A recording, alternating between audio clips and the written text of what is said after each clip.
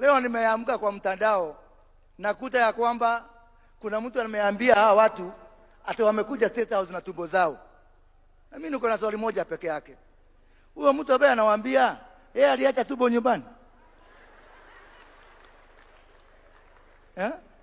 Na pia nimuuliza kitu kingine. Leo kwa Katoliki tutakula sakramenti. Kwa Anglican watakula giathi. PCA watakula giathi.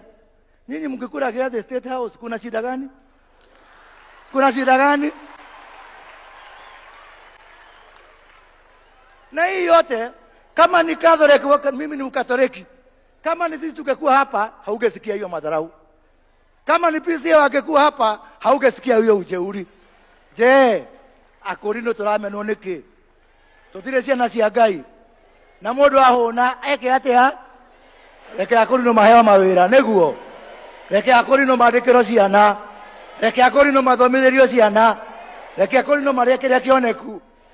Na mimi nimalize ya kusema hata wakati 20 sijui ilikuwa 2019 Ishong'o, unakumbuka tulikuwa na wewe pale Kasarani na tulikuwa na shida kidogo na rais ambaye alikuwa, umunisikia tukimjibu, tulimheshimu, tukavumiliana, na mimi naamini ya kwamba hii nchi hakuna mtu atakaa kwa nguvu, hakuna mtu ambaye atakaa ndio mwingine atoke.